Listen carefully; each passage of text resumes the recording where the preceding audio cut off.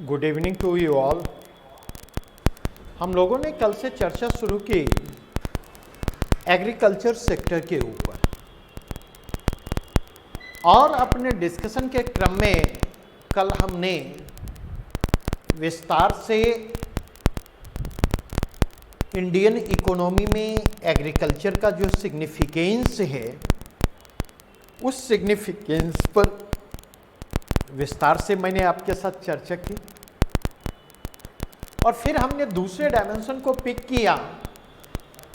वह दूसरा डायमेंशन था कि इंडियन एग्रीकल्चरल सेक्टर किस प्रकार के चैलेंजेस को फेस कर रहा है, किस प्रकार की चुनौतियों का यह सामना कर रहा है। इसके क्रम में कई सारे बिंदुओं पर हमारी चर्चा हुई। पॉपुलेशन प्रेशर के कंटेक्स्ट में हमारी चर्चा हुई, लोअर लेवल प्रोडक्टिविटी के कंटेक्स्ट में हमारी चर्चा हुई। फिर हमारी आपके साथ चर्चा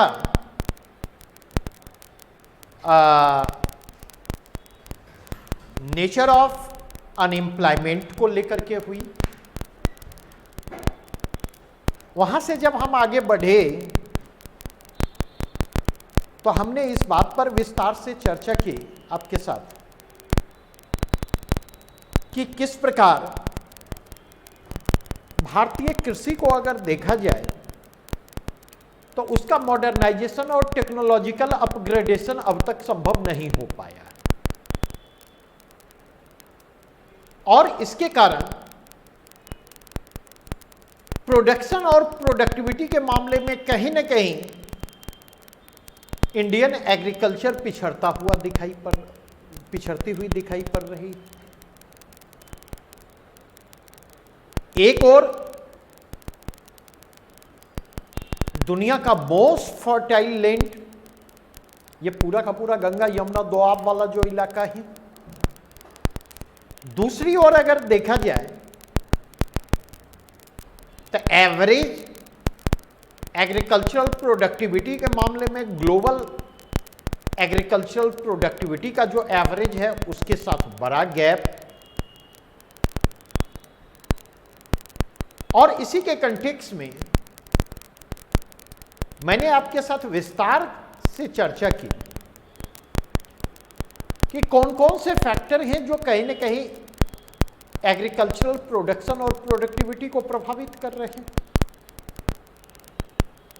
अपने डिस्कशन के क्रम में हमने कहा कि बस एग्रीकल्चरल हाउस होल्ड जो है, साइज ऑफ लैंड अगर देखें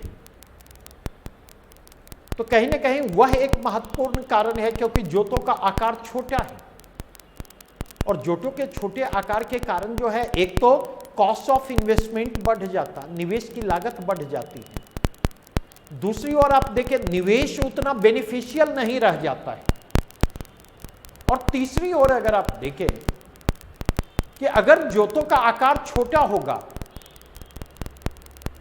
साइज ऑफ फार्मलैंड अगर छोटा होगा, तो यह कहीं ना कहीं जो है बचत की संभावनाओं को भी हतोत्साहित करेगी। अगर इस पॉइंट ऑफ व्यू से जाकर के देखें तो मैंने आपके साथ चर्चा की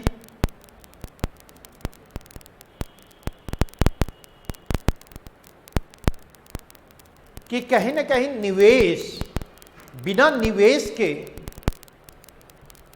पूंजी निर्माण की दर को बढ़ाया नहीं जा सकता, और बिना पूंजी निर्माण की दर को कृषि क्षेत्र का मॉडर्नाइजेशन और टेक्नोलॉजिकल अपग्रेडेशन संभव नहीं है, आधुनिकीकरण और तकनीकी उन्नयन संभव नहीं। और अगर इस पॉइंट ऑफ व्यू से देखें तो कृषि कार्य, कृषि गतिविधियां जो हैं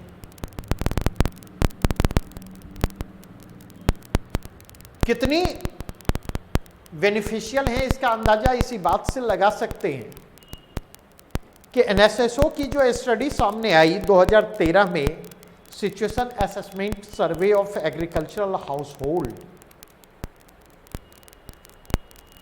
उसमें यह बतलाया गया कि करीब करीब 17 राज्यों में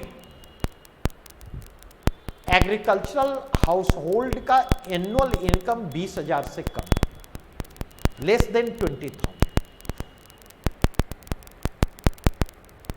और अगर इस पॉइंट ऑफ व्यू से बात करें तो ऐसी स्थिति में बचत की उम्मीद नहीं की जा सकती। मैंने आपके साथ चर्चा की कि सरकार भी जो है, अगर आप देखें, एक तो कृषि प्राथमिकता में नहीं है।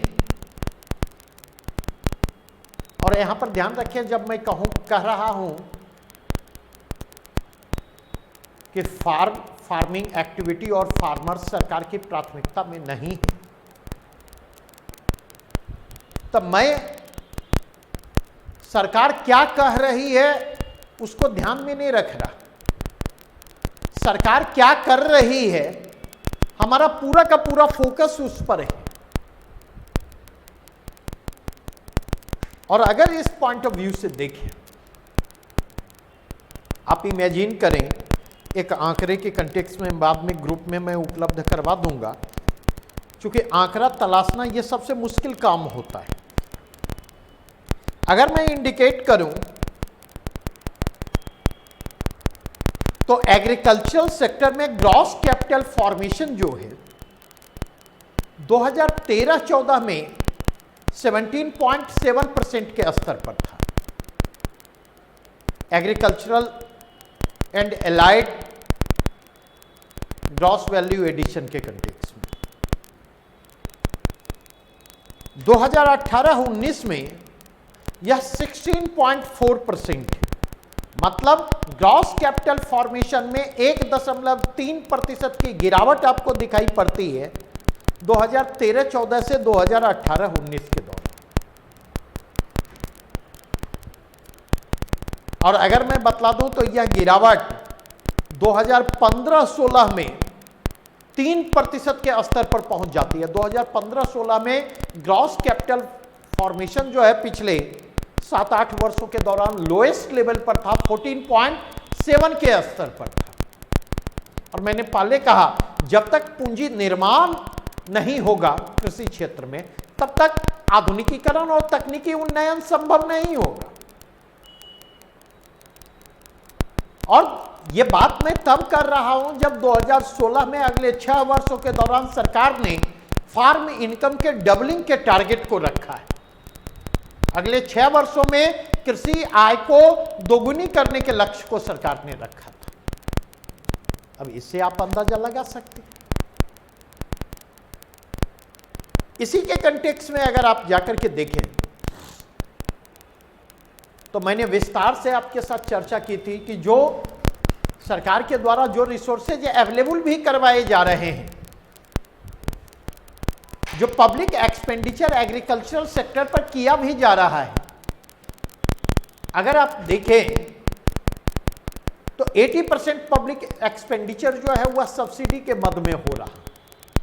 20% ऑफ एग्रीकल्चरल पब्लिक एक्सपेंडिचर ही जो है वह इन्वेस्टमेंट के मद में हो रहा है, जबकि इन्वेस्टमेंट में आउटपुट सब्सिडी मद की तुलना में 5 to 10% ज्यादा है। प्राइवेट सेक्टर के कंटेक्स्ट में हमने कहा कि प्राइवेट सेक्टर के इन्वेस्टमेंट के लिए फेवरेबल एनवायरनमेंट नहीं था।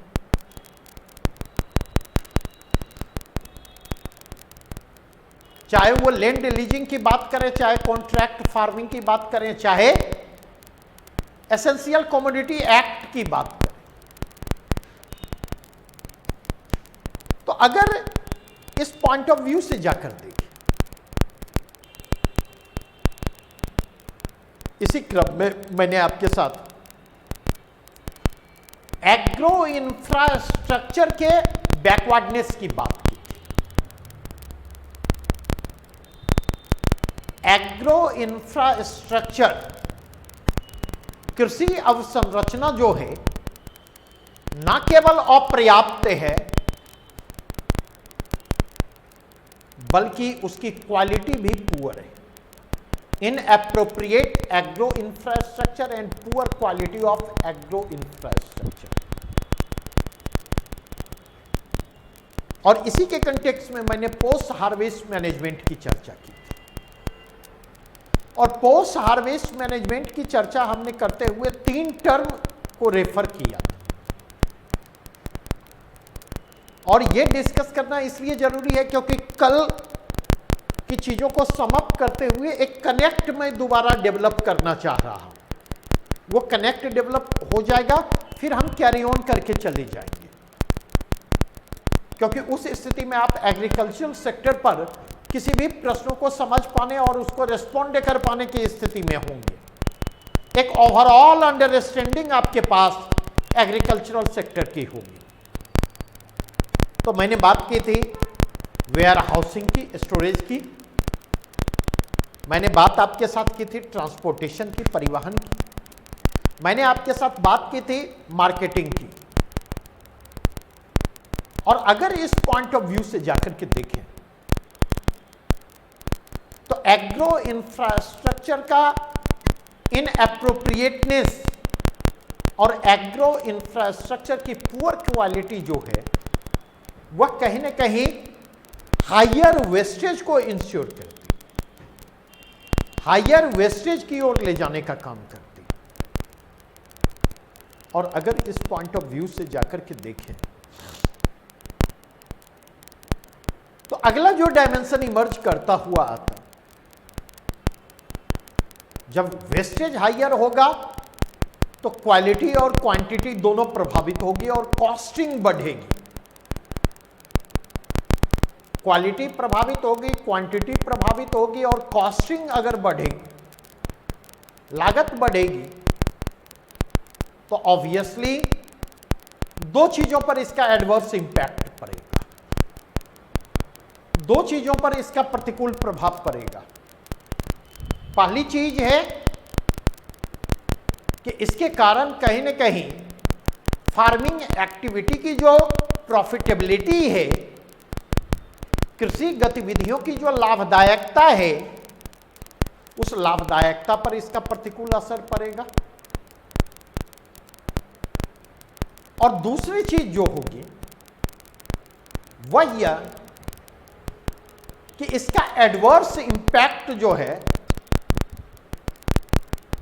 कॉम्पिटिटिवनेस पर पड़ेगा,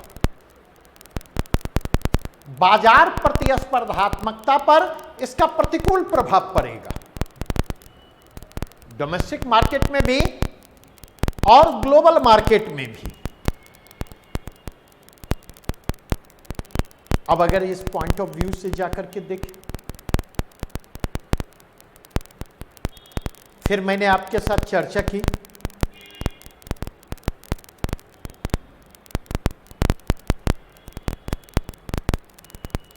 अब मैं एग्रीकल्चरल क्रेडिट की और एग्रीकल्चरल क्रेडिट की चर्चा करते हुए हमने कहा कि आप अगर गौर करें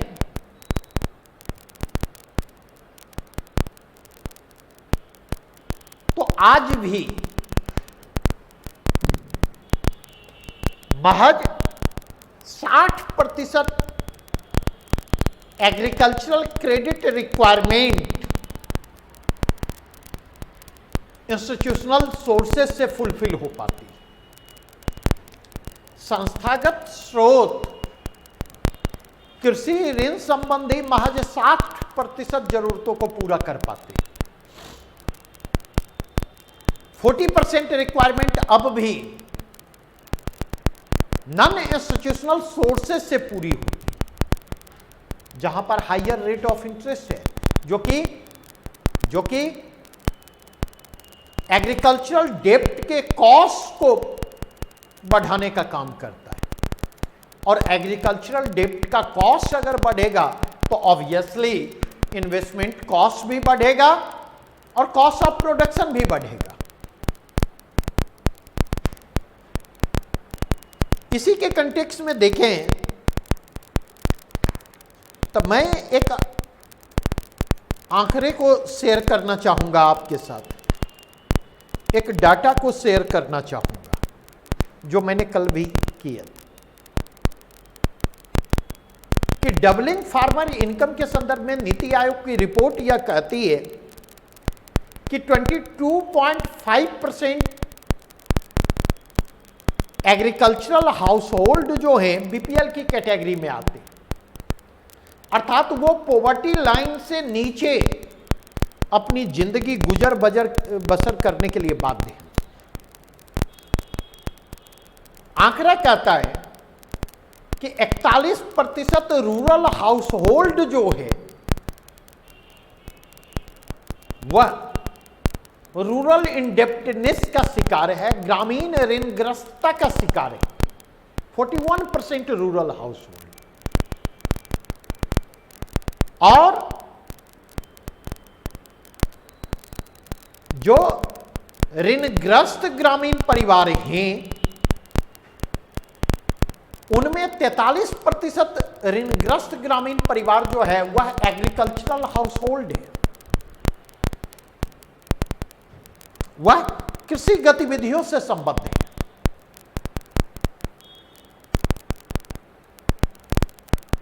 अब अगर इस पॉइंट ऑफ व्यू से जाकर के देखें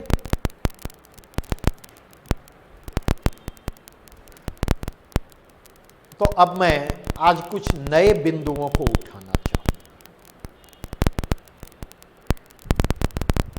और नए बिंदुओं के रूप में मैं उठाना चाह रहा हूं वह है रिस्क मैनेजमेंट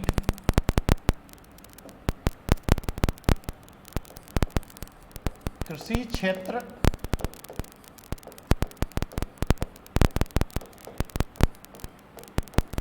जोखिम प्रबंधन। और बड़े आराम से समझने की कोशिश कीजिएगा, जल्दबाजी नहीं है हमें। Agricultural sector risk management. पहला प्रश्न जो यहां पर इमर्ज करता है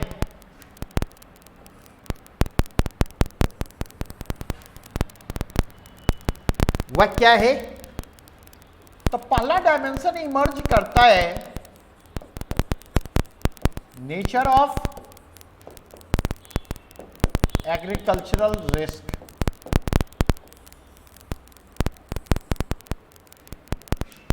नेचर ऑफ एग्रीकल्चरल रिस्क, कृषि जोखिम की प्रकृति। और दूसरा डायमेंशन क्या है? तो दूसरा डायमेंशन अगर मैं कहूं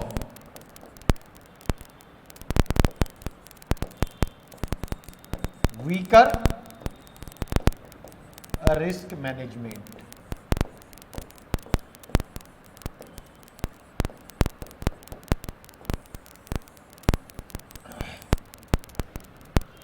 कमजोर जोखिम प्रबंधन। अगर नेचर ऑफ रिस्क की, एग्रीकल्चरल रिस्क की बात की जाए तो ये दो प्रकार के रिस्क हैं, समझने की कोशिश करेंगे। एक रिस्क है नेचुरल रिस्क, जिसको आप कह सकते हैं प्राकृतिक जोखिम।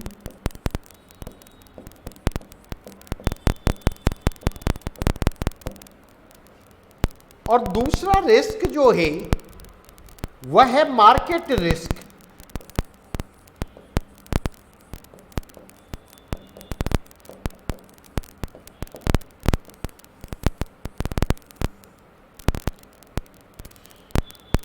बाजार जोखिम।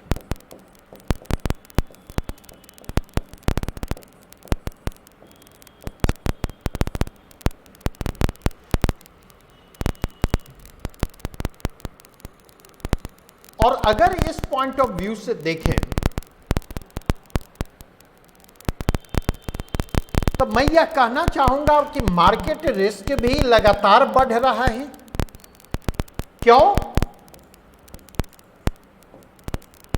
तो ड्यू टू एलपीजी।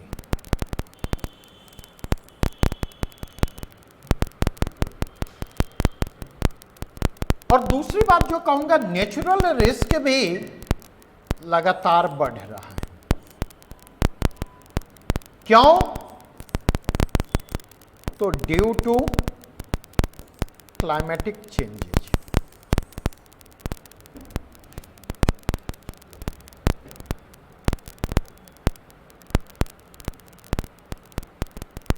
अब अगर इसके कंटेक्स्ट में बात करूं, नेचुरल रिस्क का संबंध किससे जाकर जुड़ता? नेचुरल रिस्क का संबंध मानसून की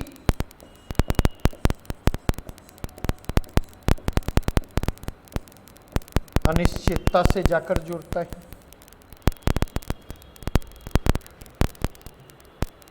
नहीं, नेचुरल रिस्क का संबंध जुड़ता है शायद मानसून की जो अनसर्टेनिटी है उसको हम रिस्पोंड कर पाने की स्थिति में होते हैं। लेकिन अगर हम देखें तो समस्या क्या है? समस्या है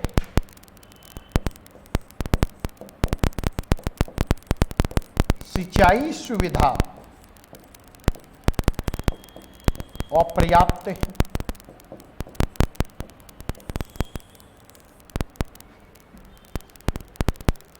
और अगर इसके कंटेक्स्ट में जाकर के देखें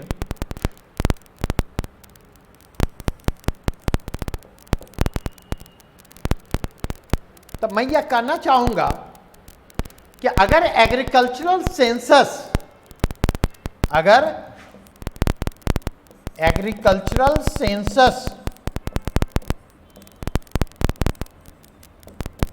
2015-16 के कंटेक्स्ट में बात करूं, 2015-16 के कंटेक्स्ट में बात करूं, तो एग्रीकल्चरल सेंसस 2015-16 के अनुसार अगर इंडिया के कंटेक्स्ट में देखें तो 49.8% सिंचित भूमि है। मतलब यह कि आधी से अधिक भूमि जो है अभी भी असिंचित है, जहां इरिगेशन फैसिलिटी की पहुंच नहीं। और अगर इरिगेशन फैसिलिटी की वहां पर पहुंच नहीं है तो वह कहीं ना कहीं प्रॉब्लमेटिक है, क्योंकि जहां इरिगेशन फैसिलिटी की पहुंच नहीं होगी वहां पर इरिगेशन पर्पस से डिपेंडेंसी जो है रेन वाटर पर बढ़ेगी। और रेन वाटर पर डिपेंडेंसी बढ़ेगी तो अनसर्टेनिटी ऑफ मानसून के कारण जो रिस्क क्रिएट होता है उस रिस्क को मिनिमाइज करना संभव नहीं होगा।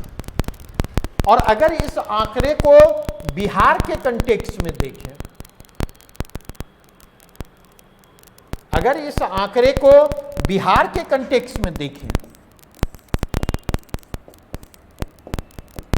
तो बिहार के कंटेक्स्ट में 68.21% लैंड जो है इरिगेटेड है। और अगर इस पॉइंट ऑफ व्यू से देखें तो इस अनिश्चितता को, मानसून की इस अनिश्चितता को कौन बढ़ा रहा है? तो क्लाइमेटिक चेंजेस जो है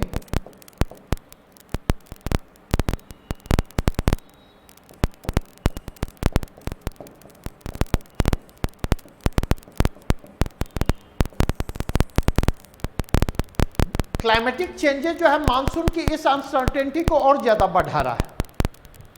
आप में से जो लोग किसान परिवार से होंगे जरा एक बार पता करेंगे कि खरीफ की जो बुआई होती है मई जून महीने में, जरा ये पता करेंगे क्या वो बुआई हुई है, और अगर नहीं हुई है तो क्या कारण है। मतलब ये जो समय से पहले जो लगातार वर्षा हुई, आप इमेजिन करें, प्लांटेशन का काम मैं कुछ करवा रहा था और करीब करीब मोर देन 100 सागवान के पेड़ जो हमने लगवाए, वो एक्सेसिव बारिश के कारण और पानी जमने के कारण जो है वो बर्बाद हो गए, मोर देन 100, क्योंकि इतनी बारिश की हमें उम्मीद नहीं थी, इतनी बारिश की उम्मीद नहीं थी और उतना अनुभव भी नहीं था। तो अगर इस कंटेक्स्ट में जाकर के देखें तो यह कहीं ना कहीं नेचुरल रिस्क को बढ़ा रहा है। दूसरी ओर मार्केट रिस्क का संबंध किससे जाकर जुड़ता? तो मार्केट रिस्क का संबंध जुड़ता है वो फ्लक्चुएशंस ऑफ प्राइसेस से, fluctuations in prices of farm produce.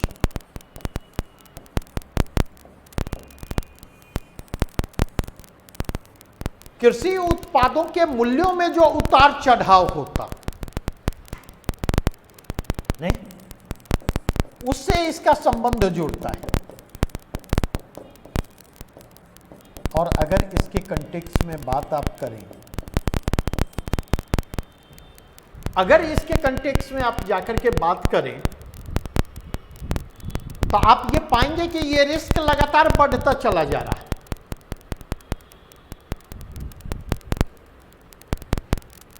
इसने क्या किया? मैंने कहा एलपीजी इस रिस्क को बढ़ा रहा है। ऐसा क्यों मैंने कहा? तो थोड़ा सा समझें। दो कारणों से एलपीजी इस रिस्क को बढ़ा रहा है। नहीं, पहला कारण क्या है? लिबरलाइजेशन, प्राइवेटाइजेशन, ग्लोबलाइजेशन ने इनपुट कॉस्ट को बढ़ाया।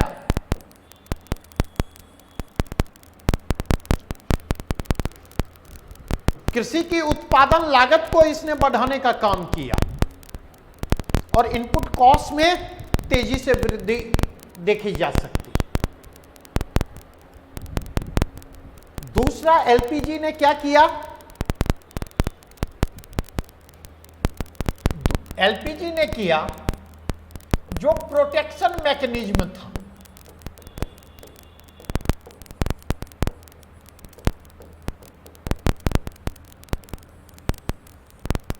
जो प्रोटेक्शन मैकेनिज्म था, किसानों को जो सपोर्ट मिल रहा था सरकार की तरफ से,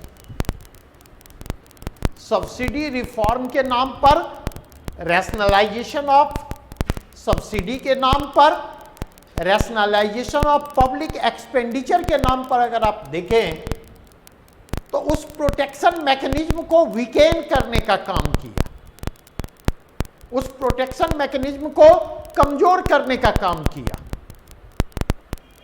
अगर वह सपोर्ट कमजोर पड़ेगा तो ऑब्वियसली लागत बढ़ेगी।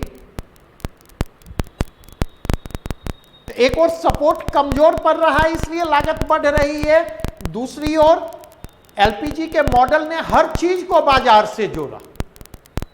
हम लोग जब छोटे थे तो कुछ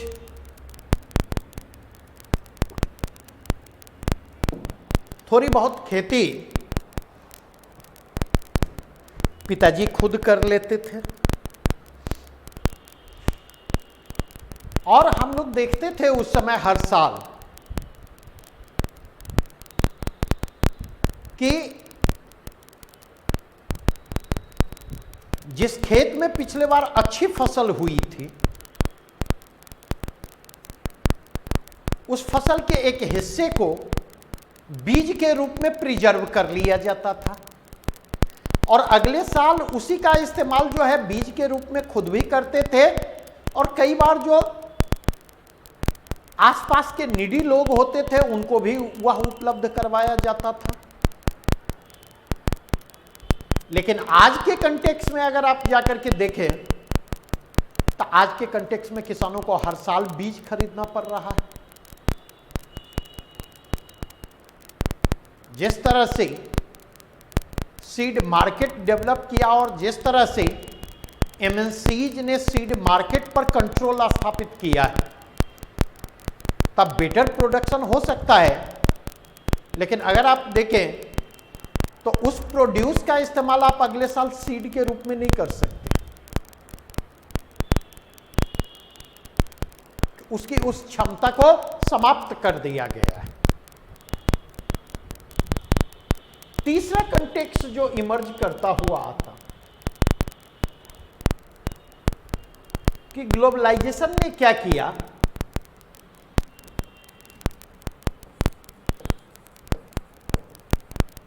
ग्लोबल प्राइसेस से डोमेस्टिक प्राइसेस को लिंक करने का काम किया। आप अगर देखें थोड़ा सा इसको बेहतर तरीके से समझ सकते हैं। पिछले 7 वर्षों के दौरान, मतलब मैं 2012-13 ऑनवर्ड्स की बात कर रहा, 2012-13 के बाद अगर आप देखें तो आप क्या पाते, तो 2012-13 के बाद आप पाते हैं कि ग्लोबल मार्केट में फूड डिफ्लेशन की स्थिति दिखाई पड़ती। वैश्विक बाजार में कृषि उत्पादों की कीमतों में गिरावट का रुझान दिखाई पड़ता है। उसके पहले तक आप देखेंगे फूड इन्फ्लेशन का फेज रहा, कृषि जिंसों की कीमतों में तेजी का दौर रहा था। अब सवाल यह उठता कि 2012-13 के बाद गिरावट की स्थिति दिखाई क्यों पड़ती। तो इसके पीछे दो रीजन होते हैं। पहला रीजन जो होता है वह यह कि प्रोडक्शन के मतलब प्रोडक्शन और प्रोडक्टिविटी में वृद्धि हुई और एग्रीकल्चरल प्रोडक्शन और प्रोडक्टिविटी में वृद्धि ने सप्लाई को बढ़ाने का काम किया। एग्रीकल्चरल प्रोड्यूस के सप्लाई को बढ़ाने का काम किया। दूसरी ओर अगर आप देखें तो धीरे धीरे इकोनॉमिक ग्रोथ के बेनिफिट जब समाज के विविध हिस्सों तक पहुंचते हैं तो धीरे धीरे आप देखेंगे उनके फूड हैबिट में भी परिवर्तन आता। फूड हैबिट में जो परिवर्तन आता है तो उनका फूड बास्केट डाइवर्सिफाई होता है। फूड और न्यूट्रिशन सिक्योरिटी के लिए उनकी फूड ग्रेन पर निर्भरता घटती है। प्रोसेस्ड फूड की ओर उनका रुझान बढ़ता है और धीरे धीरे देखें तो आप यह पाएंगे कि फूड बास्केट भी डाइवर्सिफाई होता है। मतलब एक दो उदाहरणों के जरिए मैं अपनी बातों को समझाना चाहूंगा। वही है कि जब हम लोग छोटे थे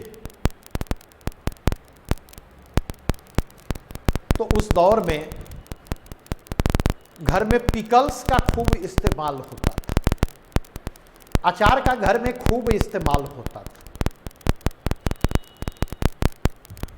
और अचार के इस्तेमाल का मनोविज्ञान क्या था?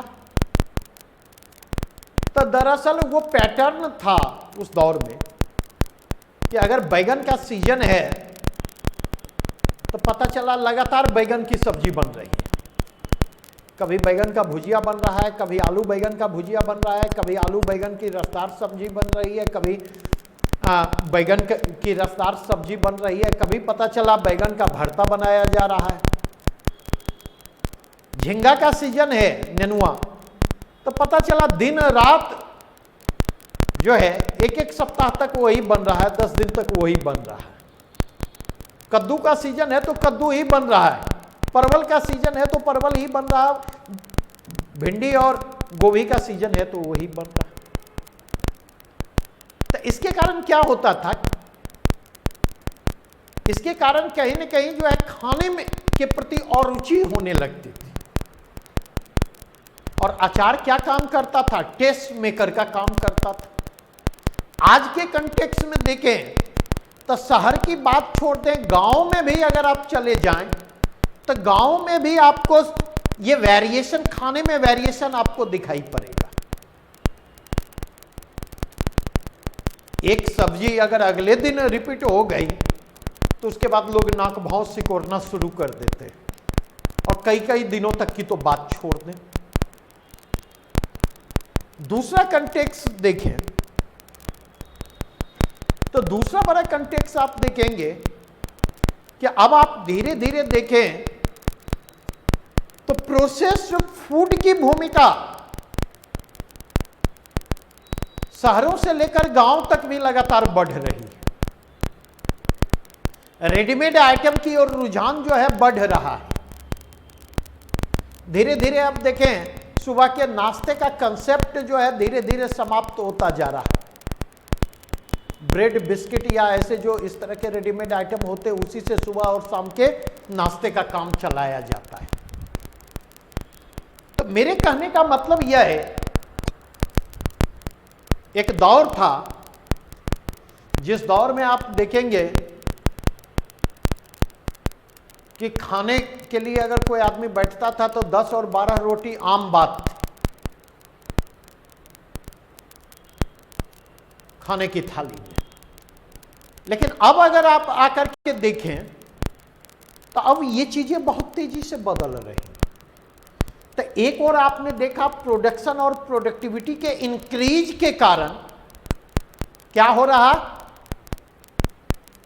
सप्लाई बढ़ रहा है फूड ग्रेन्स का। दूसरी ओर अगर आप जाकर के देखें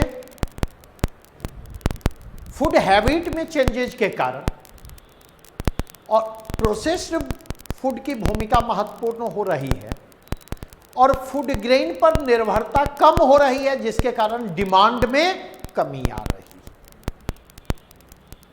और अल्टीमेटली ये दोनों चीजें मिलकर के क्या कर रही हैं?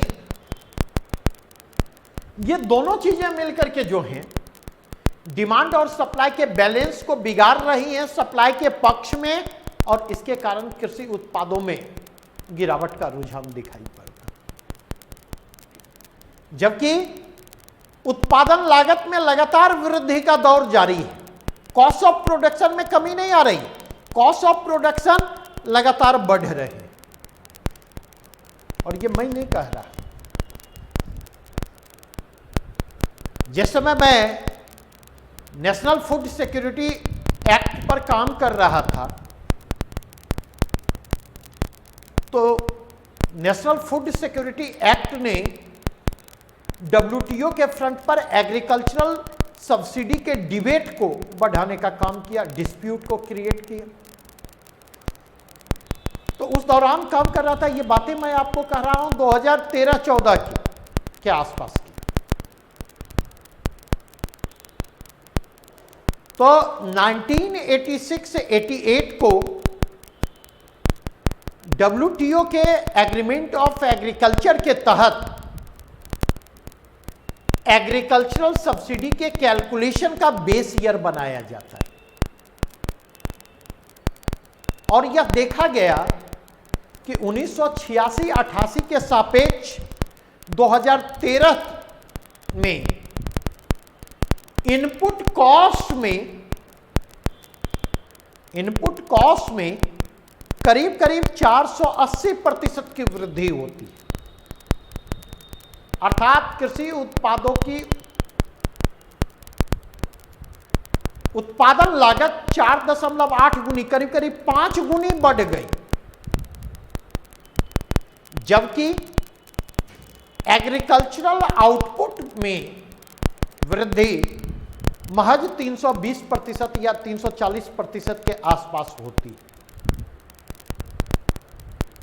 मतलब आउटपुट में वृद्धि की तुलना इनपुट कॉस्ट में वृद्धि कहीं ज्यादा तेज रही और करीब करीब उनके बीच 150% का अंतर रहा। इसका सीधा सा मतलब है कि फार्मिंग एक्टिविटी की जो प्रॉफिटेबिलिटी थी, कृषि गतिविधियों की जो लाभदायकता थी, खेती बाड़ी की जो लाभदायकता थी, उस पर उसका एडवर्स इंपैक्ट पड़ा, उस पर इसका प्रतिकूल प्रभाव पड़ा। और अगर इस क्रम में आप देखें तो इस क्रम में आप पाएंगे एमएसपी जैसे प्रोटेक्शन मैकेनिज्म जो हैं वो लगातार कमजोर हो रहे हैं। मतलब पिछले 3 वर्षों की बात करूं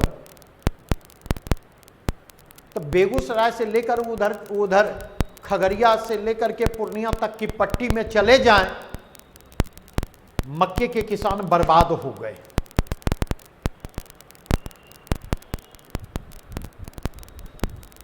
क्योंकि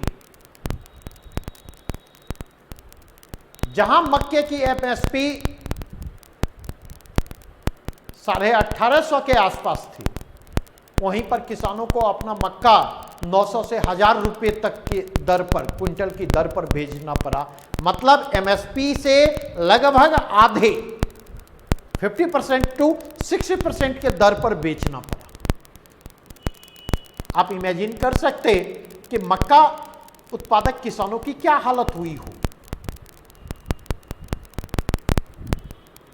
और जब एमएसपी के आधार पर मक्के की खरीद की बात हुई तो सेंट्रल गवर्नमेंट ने स्पष्ट शब्दों में अपना पल्ला यह कहते हुए झाड़ लिया कि मक्के की खरीद आप तभी करें जब उस मक्के को कंज्यूम करने की स्थिति में हो। और आप इस बात से वाकिफ हैं कि आज गरीब से गरीब परिवार का किसान भी जो है अपने परिवारों में मक्के का भोजन के रूप में इस्तेमाल नहीं करना चाहता।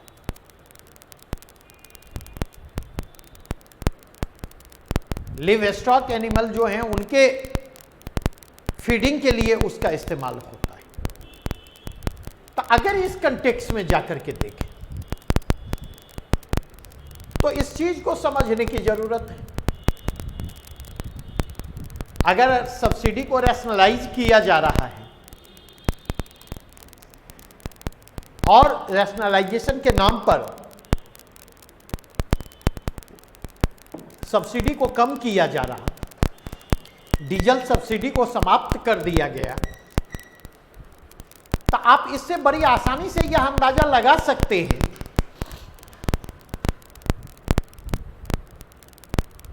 चरणबद्ध तरीके से फर्टिलाइजर के प्राइसेज को बढ़ाया गया। आप इससे सहज ही अंदाजा लगा सकते हैं कि किसानों की क्या स्थिति होगी, किसानों पर किस तरह का दबाव निर्मित हो रहा होगा।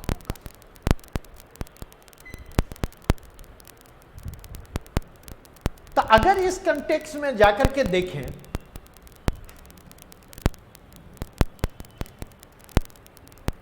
तीसरा,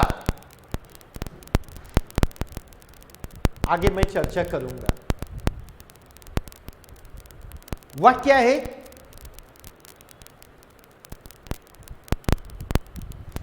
रिस्क मैनेजमेंट हमारा क्या है?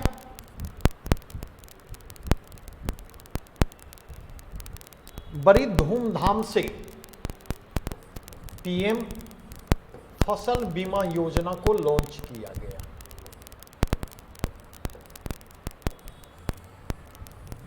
और ये लॉन्च किया गया जनवरी 2016।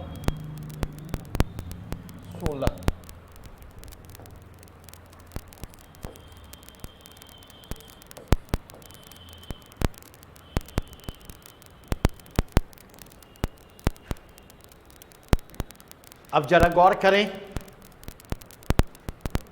ये जो प्रधानमंत्री फसल बीमा योजना है वह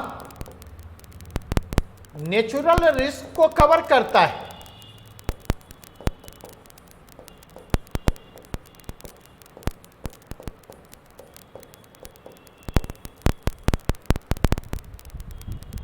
लेकिन यह बाजार जोखिम को कवर नहीं करता।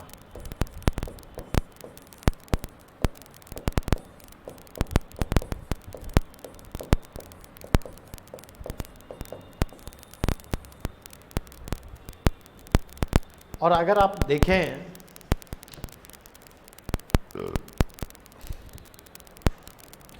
उत्पादन का ना होना अगर किसानों के लिए समस्या है तो बहुत बेहतर उत्पादन उससे बड़ी समस्या किसानों के लिए बन जाते हैं।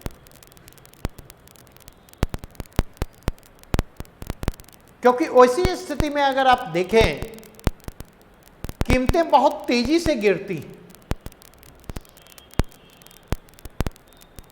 मैंने खरीदार के अभाव में आलू को सड़ते हुए, टमाटर को सड़ते हुए, प्याज को सड़ते हुए देखा है।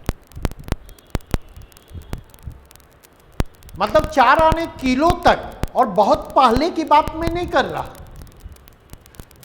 बहुत पहले की बात नहीं कर रहा, 4 आने किलो तक कोई लेने के लिए तैयार नहीं था। और लास्टली जब वो आलू प्याज सड़ने लगा तो मजदूर रख करके उसको गड्ढे में फेंकवाया गया। आप अंदाजा लगा सकते, कोल्ड स्टोरेज कंप्लीट फुल थी। तो अगर इस पॉइंट ऑफ व्यू से जाकर के देखें तो एक तो मार्केट रिस्क कवर नहीं करता, दूसरी ओर अगर आप जाकर के देखें नेचुरल रिस्क कवर करता है, लेकिन वहां पर भी कई समस्याएं हैं। क्योंकि प्रधानमंत्री फसल बीमा योजना ने क्या किया,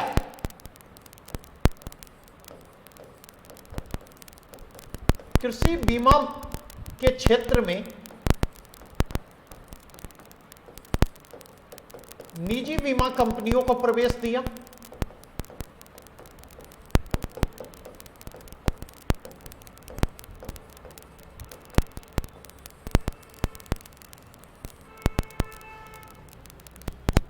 अब अगर आप देखें समस्या कहां पर आ रही, तो पहली चीज तो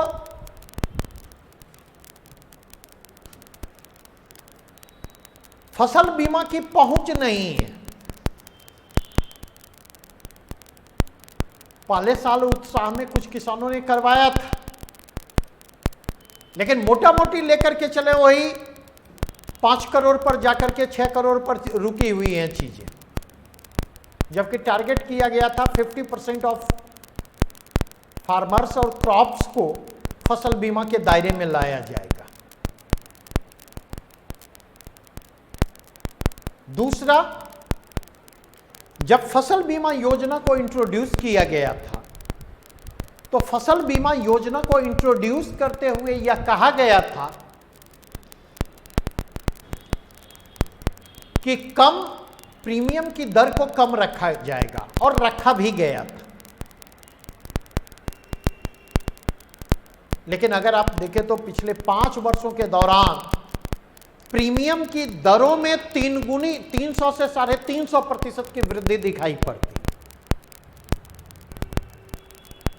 मतलब 2016 के पहले जो प्रीमियम की दरें थी उससे कहीं बहुत अधिक प्रीमियम की दरें हो चुकी हैं। तो इंश्योरेंस कॉस्ट बढ़ गया, तीसरी बात अगर आप जाकर के देखें तो प्रधानमंत्री फसल बीमा योजना के अंतर्गत आप पब्लिक इंश्योरेंस, पब्लिक सेक्टर की जो इंश्योरेंस कंपनियां हैं उनका जो क्लेम डिस्पोजल है और जो प्राइवेट सेक्टर की इंश्योरेंस कंपनियां हैं उनका जो क्लेम डिस्पोजल है, दोनों की रिपोर्ट देख लें। मतलब बड़ी समस्या जो इमर्ज करती है वह यह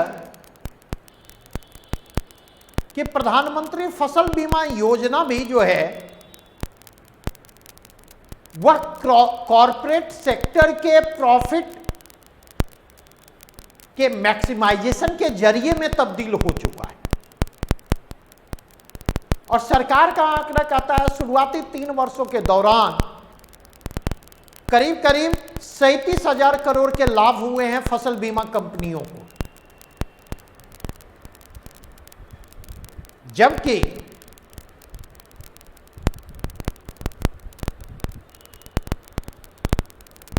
फसल नुकसान को लेकर के जो क्लेम किया गया, एक तो बड़े पैमाने पर उस क्लेम को प्राइवेट कंपनियों के द्वारा रिजेक्ट किया गया, और दूसरी ओर अगर आप जाकर के देखें तो जो क्लेम एक्सेप्ट भी किया गया उस क्लेम का डिस्पोजल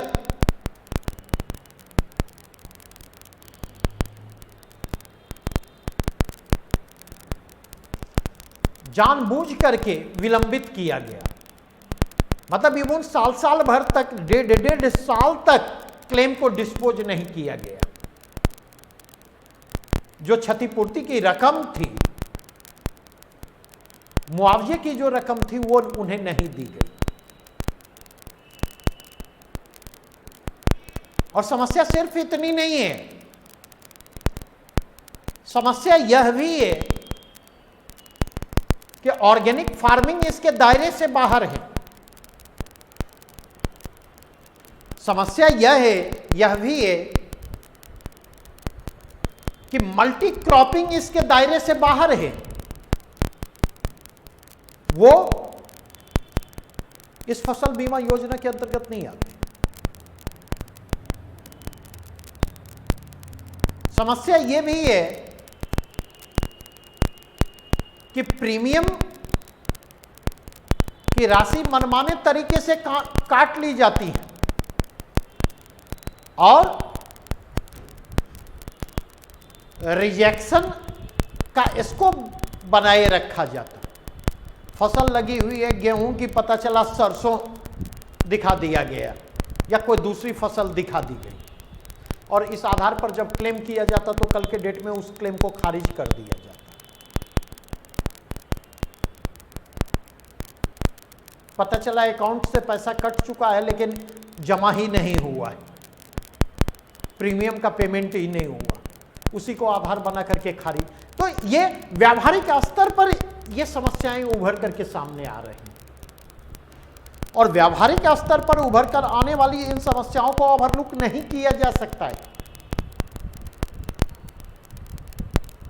तो अगर इस कंटेक्स्ट में जाकर के देखें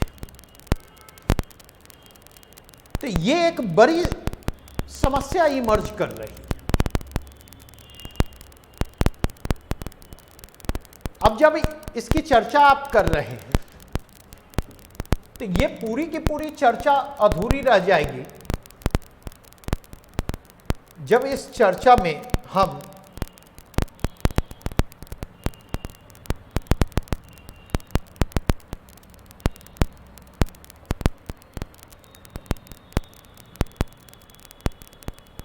जब तक इस चर्चा में हम वाटर रिसोर्स मैनेजमेंट की चर्चा न करें।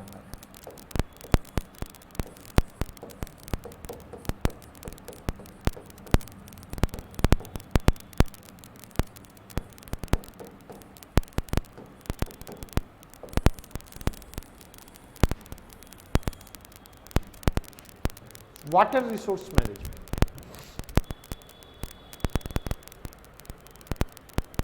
और ये मैं चर्चा आपके साथ कर रहा क्योंकि भारतीय कृषि के सामने चुनौती क्या है? एक चुनौती यदि फ्लड की है,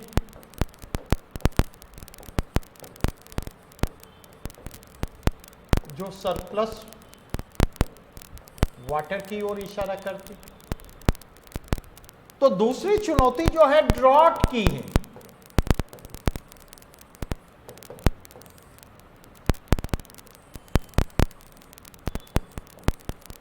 सूखा, बाढ़।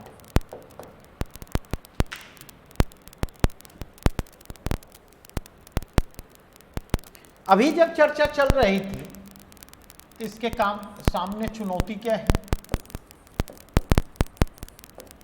आधी से अधिक कृषि योग्य जमीनें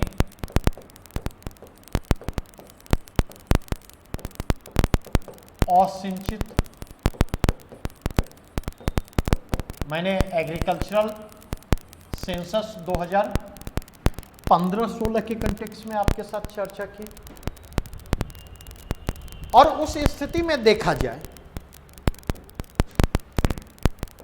नहीं, तो इसकी निर्भरता क्या है?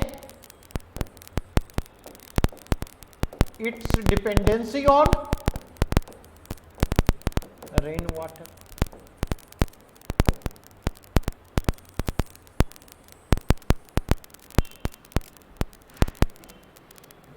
अब अगर देखें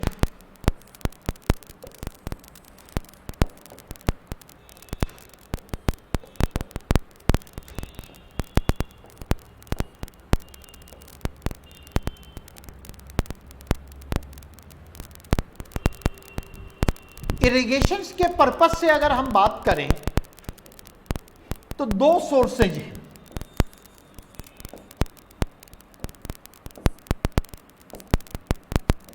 एक सोर्स है सरफेस वाटर,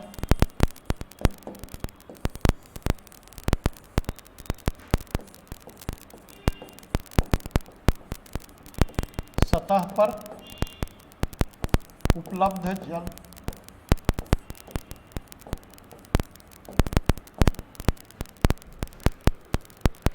या सतह पर जो जल उपलब्ध है वह किस रूप में उपलब्ध हो सकता है? ये रिवर में उपलब्ध हो सकता,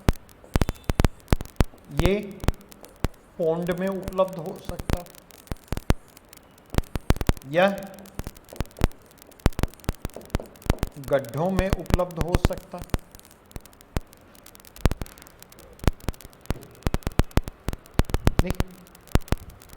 दूसरी ओर देखें, ग्राउंड वाटर,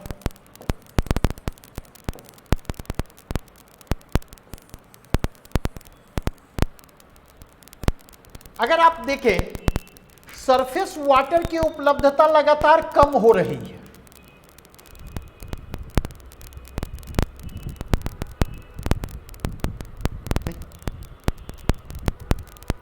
और अगर इसको थोड़ा सा और स्पष्ट करूं तो ये डैमेज ज्यादा कर रहे हैं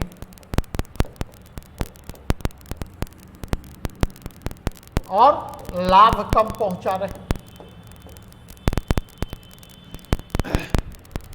क्यों मैंने ऐसा कहा?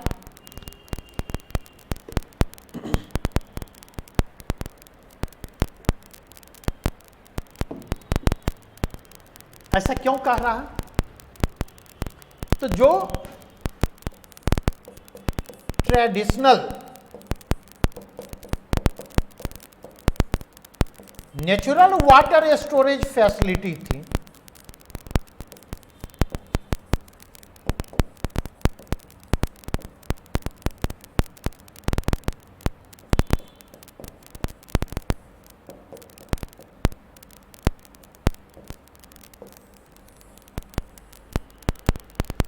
जो पारंपरिक रूप से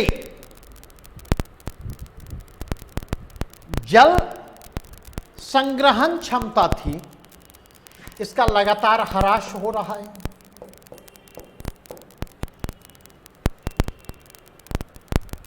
अगर आप देखें इसके ह्रास के पीछे बहुत सारे कारण हैं। इरोजन ऑफ, एक तो आप कह सकते इरोजन ऑफ सॉइल, मृदा का क्षरण। दूसरा आप कह सकते ह्यूमन हैबिटेशन का विस्तार, मानव बस्तियां लगातार फैल रही हैं। नहीं, तीसरा कंटेक्स्ट अगर कहें तो कल तक जो बेकार पड़ी जमीनें थी उनको भी जो है फार्मिंग लैंड में, एग्रीकल्चरल लैंड में कन्वर्ट करने का प्रयास किया गया है। तो पारंपरिक रूप से जो गड्ढे थे, पारंपरिक रूप से जो पोखर थे, पारंपरिक रूप से जो तालाब थे वो सारे धीरे धीरे धीरे धीरे आप देखें भरते चले गए, निरंतर उनका लोप होता चला गया। नदियों के पॉइंट ऑफ व्यू से देखें, सिल्टेशन की प्रक्रिया के कारण और सॉइल इरोजन, सिल्टेशन और सॉइल इरोजन, इन दोनों ने मिलकर के नदियों को, थालों को भरने का काम किया। परिणाम क्या होता? वाटर एब्जॉर्ब करने की नदी की जो कैपेसिटी है, अगर सिल्टेशन होगा तो धीरे धीरे धीरे धीरे क्या होगा? वाटर एब्जॉर्ब करने की कैपेसिटी घटती चली जाएगी और पानी जो है वह वर्टिकल की बजाय हॉरिजॉन्टली पानी फैलेगा। और अगर ऐसा होगा तो उस स्थिति में देखें वो डैमेज को मैक्सिमाइज करेगा, वेस्टेज ऑफ वाटर ज्यादा होगा, सरफेस वाटर का प्रॉपर यूटिलाइजेशन ही संभव नहीं होगा। तो सरफेस वाटर की उपलब्धता लगातार घटी है। और अगर इस पॉइंट ऑफ व्यू से देखें, हम लोगों ने देखा है, हो सकता है आप में से भी कुछ लोगों ने देखा हो, हम लोगों ने देखा है कि बाल्टी से ले लेकर के पानी पटाया जाता था, नहीं? और ये ध्यान रखेंगे, सरफेस वाटर की अवेलेबिलिटी जो है वह क्या करती है? सरफेस वाटर की अवेलेबिलिटी जो है दो काम करती है। एक, ग्राउंड वाटर पर से प्रेशर को घटाती है, प्रेशर को मिनिमाइज करती है। दूसरी ओर सरफेस वाटर की अवेलेबिलिटी जो है कहीं ना कहीं ग्राउंड वाटर टेबल को रिचार्ज करने का भी काम करती है। तो दबाव घटेगा, रिचार्ज अगर होगा तो उस स्थिति में ग्राउंड वाटर की अवेलेबिलिटी बनी रहेगी। सरफेस वाटर की अवेलेबिलिटी जो है घटती जैसे है, जब सरफेस वाटर का हम इस्तेमाल नहीं कर पाते तो परिणाम क्या होता है? ग्राउंड वाटर पर निर्भरता क्या होती?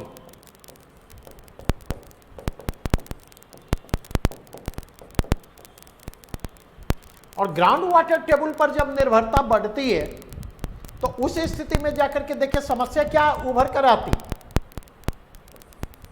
ग्राउंड वाटर टेबल का तेजी से नीचे जाना।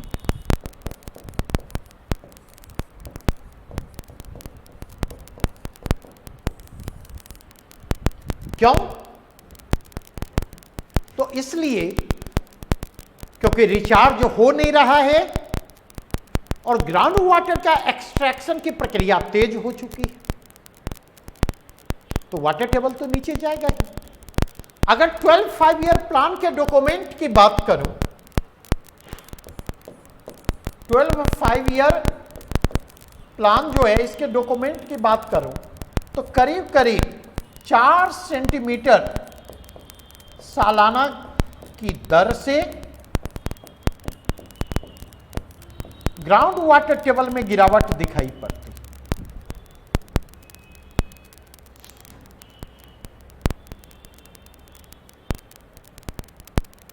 और अगर इस पॉइंट ऑफ व्यू से आप जाकर के देखें तो समस्या क्या उभर कर सामने आती? उस स्थिति में ग्राउंड वाटर टेबल जितना नीचे जाएगा इसके दोहन की लागत क्या होगी? एक्सट्रैक्शन कॉस्ट क्या होगा?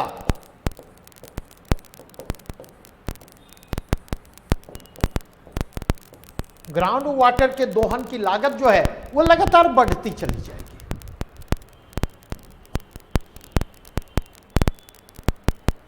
और अगर इस पॉइंट ऑफ व्यू से देखें तो इकोनॉमिक सर्वे में अगर आप देखें तो इकोनॉमिक सर्वे में एक टर्म यूज किया गया था,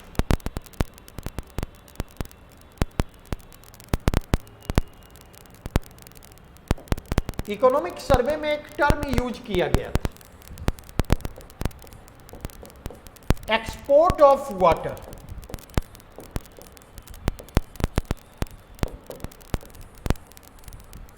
और इसके जरिए कृषि निर्यात की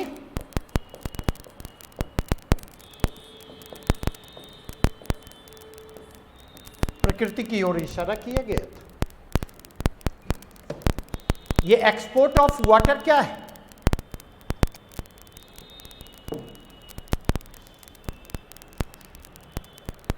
एक्सपोर्ट ऑफ वाटर क्या है? आप अगर देखें ग्रीन रिवॉल्यूशन जो हमारे यहां आता, उस ग्रीन रिवॉल्यूशन ने क्या किया? तो उस ग्रीन रिवॉल्यूशन ने फसलों के विविधीकरण को बाधित किया, डाइवर्सिफिकेशन ऑफ क्रॉप को उसने रेस्ट्रिक्ट किया, क्योंकि ग्रीन रिवॉल्यूशन का जोर फूड सफिशिएंसी पर ज्यादा था और इसके मद्देनजर इसने गेहूं और चावल की खेती को प्रमोट किया।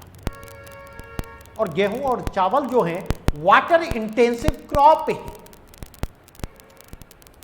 अधिक जल की जरूरत होती है। इसकी तुलना में मोटे अनाज में, इसकी तुलना में दलहन में, इसकी तुलना में तिलहन में अपेक्षाकृत कम पानी की जरूरत होती है।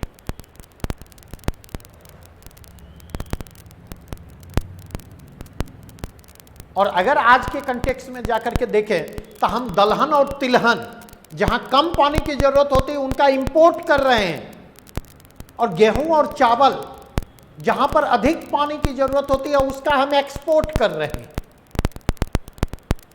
एक्सपोर्ट ऑफ वाटर इसी दिशा में संकेत करता है।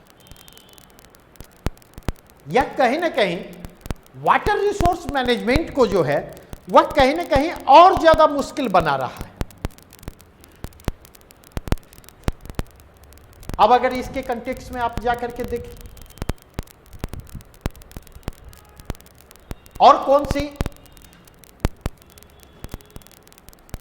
चीजें जो हैं वो इनमें आती हैं, तो वाटर रिसोर्स मैनेजमेंट के लिए मुश्किलें जो हैं खड़ी कर रही हैं गवर्नमेंट पॉलिसी भी।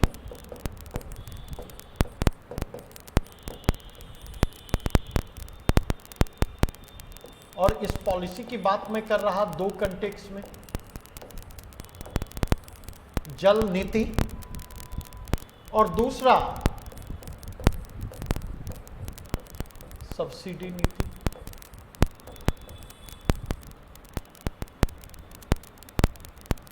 तीसरा एमएसपी नीति।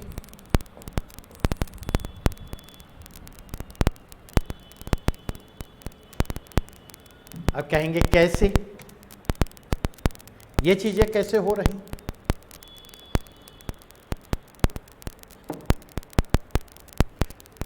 तो अगर आप देखें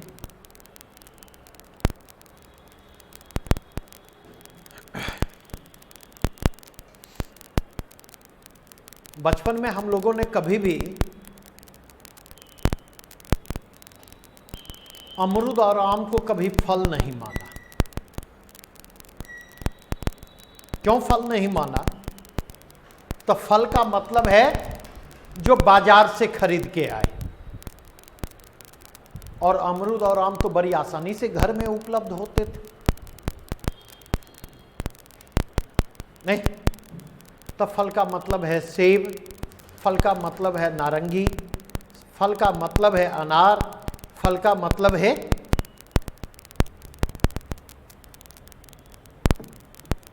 अंगूर। वो बाजार से खरीद के आता था। तो अगर आप देखें, इसके माध्यम से मैं क्या कहना चाह रहा, तो इसके माध्यम से मैं यह कहना चाह रहा हूं कि जो चीजें हमें आसानी से उपलब्ध हो जाती, हम उसको वैल्यू नहीं कर पाते, हम उसकी अहमियत नहीं समझ पाते। अगर आप देखें,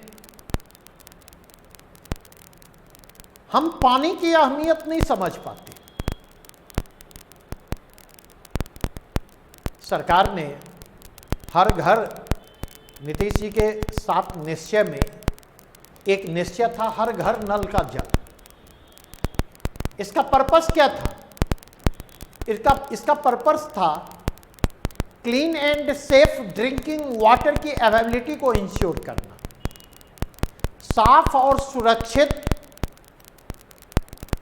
पेयजल की हर घर तक उपलब्धता को सुनिश्चित करना। हर घर नल का जल जो है वह स्नान करने के लिए नहीं पहुंचाया जा रहा है, उसे कपड़ा साफ करने के लिए नहीं पहुंचाया जा रहा, उसे गाय और भैंस के सानी पानी के लिए नहीं पहुंचाया जा रहा है, उसे गाड़ी और घर धोने के लिए नहीं पहुंचाया जा रहा, लेकिन इस्तेमाल कहां हो रहा? आप देखें, पीने के पर्पस से उसका इस्तेमाल नहीं हो रहा, इन पर्पस से, नॉन ड्रिंकिंग पर्पस से उसका इस्तेमाल ज्यादा हो रहा है। क्यों? क्योंकि वो चीजें आसानी से उपलब्ध हैं, उसके लिए हमें पे नहीं करना पड़ रहा, हम उसको वैल्यू नहीं कर पा रहे। पानी को हम वैल्यू नहीं कर पा रहे क्योंकि हमें पे करना पड़ता था। कल तक हम बिजली को भी वैल्यू नहीं करते थे। क्यों? लग्गा लगाया और तार पर टिका दिया, बिजली मुफ्त में मिल रही है, बिजली की चोरी जारी है। आज के कंटेक्स्ट में देखें, बिजली को वैल्यू करना हमने सीखा क्योंकि उसके लिए हमें पे करना पड़ रहा है। बिजली डिपार्टमेंट सतर्क है बिजली चोरी को रोकने के लिए, कार्रवाई कर रही है। एक आदमी से 50-50, 60-60 हजार रुपए जुर्माने के रूप में बिजली चोरी के लिए वसूले गए और बड़े पैमाने पर, तो हमने उसको वैल्यू करना शुरू किया। तो कहीं ना कहीं हमें वाटर प्राइसिंग की व्यवस्था को इंट्रोड्यूस करना होगा अगर हम वाटर रिसोर्स मैनेजमेंट को लेकर के गंभीर। सब्सिडी नीति, यहां पर एक बिंदु और मैं जोड़ना चाहूंगा। जब आप वाटर रिसोर्स मैनेजमेंट की बात कर रहे तो रोल ऑफ टेक्नोलॉजी की बात जरूर करें।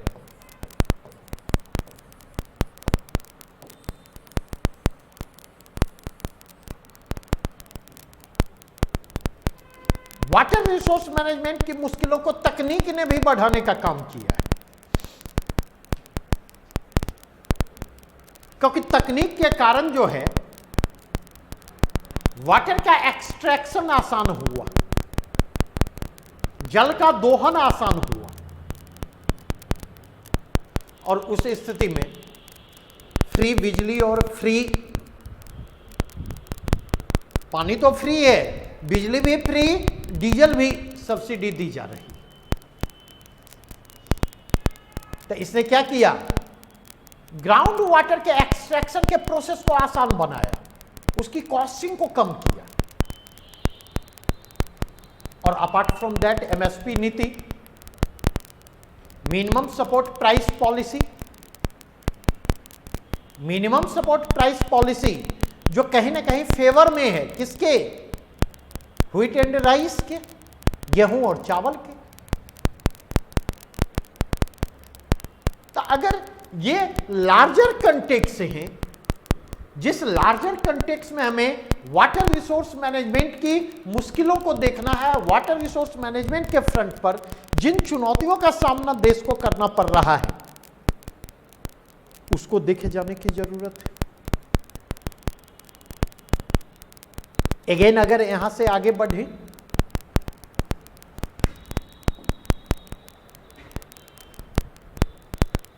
तो अगला जो डायमेंशन आता वह है सॉइल हेल्थ मैनेजमेंट,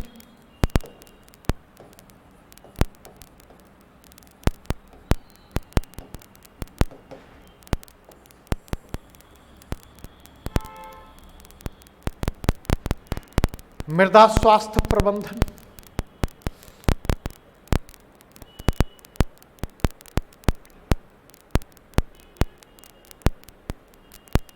और अगर इसके कंटेक्स्ट में मैं बात करूं तो दो बिंदुओं की ओर इशारा करना चाहूंगा। क्या क्या?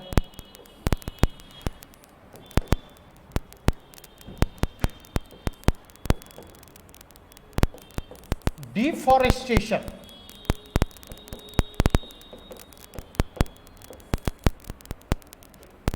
निर्वनीकरण अर्थात वनों का कटाव,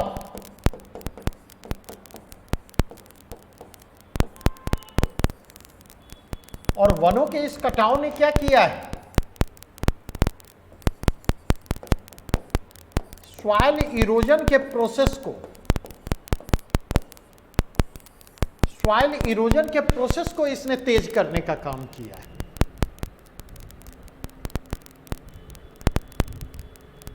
अब देखें, सॉइल इरोजन का प्रोसेस तेज अगर हो रहा है तो इसका एडवर्स इंपैक्ट कहां पड़ रहा?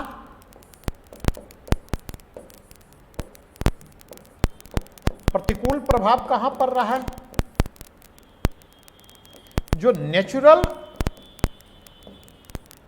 वाटर स्टोरेज फैसिलिटी थी,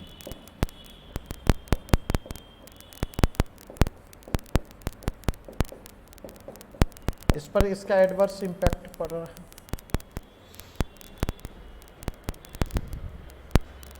दूसरा कंटेक्स्ट अगर देखें तो सरकार की उर्वरक सब्सिडी नीति, फर्टिलाइजर सब्सिडी पॉलिसी,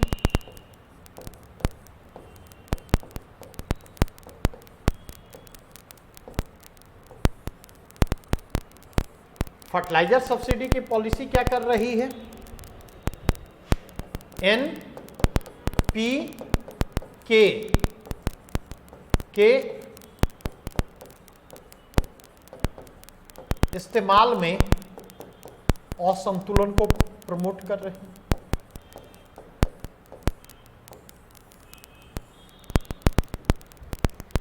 यूरिया सस्ता है इसलिए यूरिया का जमकर के इस्तेमाल होता, फास्फोरस और पोटास थोड़ा महंगा है उसका कम इस्तेमाल होता। तो एक तो इस स्तर पर समस्या आ रही, दूसरी समस्या इसके कारण क्या आ रही? एमएसपी नीति के कारण समस्या आ रही, क्योंकि एमएसपी की नीति किसके पक्ष में है? सीरियल सेंट्रिक है।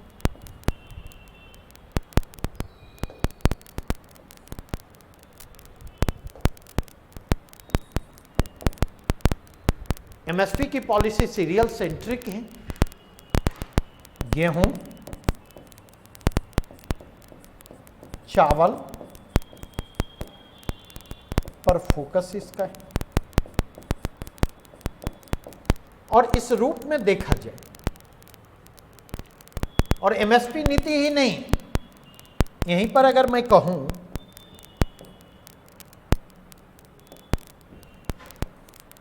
तो खरीद नीति भी, प्रोक्योरमेंट पॉलिसी भी, यह जो है वह क्या करता? तो रेस्ट्रिक्ट्स डाइवर्सिफिकेशन ऑफ क्रॉप्स,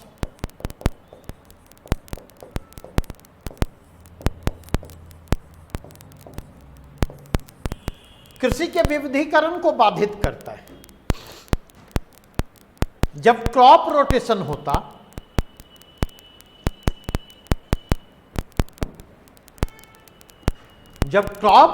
होता है, जब आप बदल बदल करके फसल लगाते हैं तो उस स्थिति में क्या होता?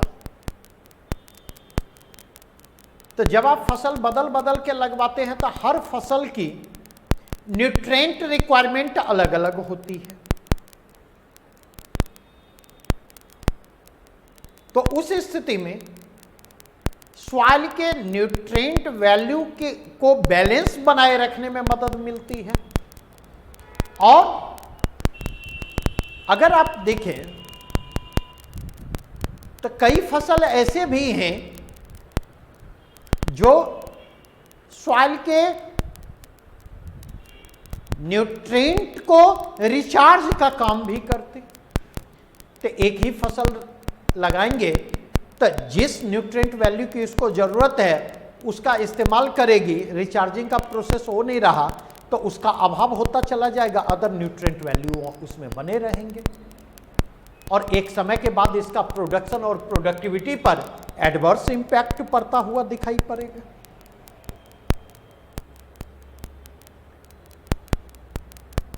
और ऐसी स्थिति में अगर आप देखें तो भारत के कई क्षेत्रों, विशेष करके जो ग्रीन रिवॉल्यूशन वाला बेल्ट है, ग्रीन रिवॉल्यूशन वाले बेल्ट में अगर आप जाकर के देखें तो आप क्या पाएंगे, आप यह पाएंगे कि ग्रीन रिवॉल्यूशन वाले बेल्ट में प्रोडक्शन और प्रोडक्टिविटी के पॉइंट ऑफ व्यू से एक स्टैग्नेंसी की स्थिति दिखाई पड़ती, ठहराव की स्थिति दिखाई पड़ रही है।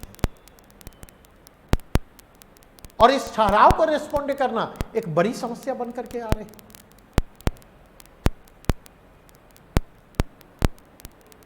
यहां पर, क्योंकि आज की चर्चा को यहीं पर मैं रोकूंगा, यहां पर एक बिंदु और पिछले वाले डायमेंशन में ऐड कर लेंगे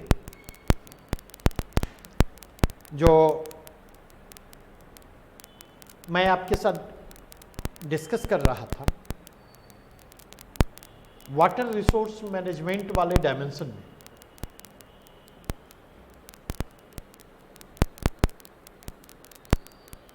वह यह कि केवल ग्राउंड वाटर टेबल जो है डिप्लीटिंग पोजीशन में नहीं है, भूमिगत जल के स्तर में लगातार गिरावट नहीं आ रही,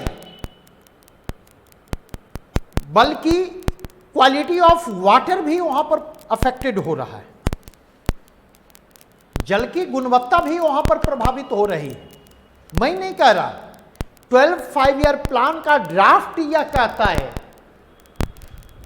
कि करीब करीब 50% ऑफ ज्योग्राफिकल एरिया जो है इंडिया का, 50% से अधिक भू क्षेत्र जो भारत का है, वहां पर ग्राउंड वाटर ड्रिंकेबल नहीं है, वे पीने के लायक नहीं है, वे क्लीन और सेफ नहीं है। लेकिन आज भी देखिए बड़ी आबादी उसी ग्राउंड वाटर का इस्तेमाल कर रही है, और चूंकि बड़ी आबादी उसी ग्राउंड वाटर का इस्तेमाल कर रही है तो उसकी एक कॉस्ट है, उसका एडवर्स इंपैक्ट पब्लिक हेल्थ पर दिखाई पड़ता, फिजिकल कैपेबिलिटी पर उसका एडवर्स इंपैक्ट दिखाई पड़ता है।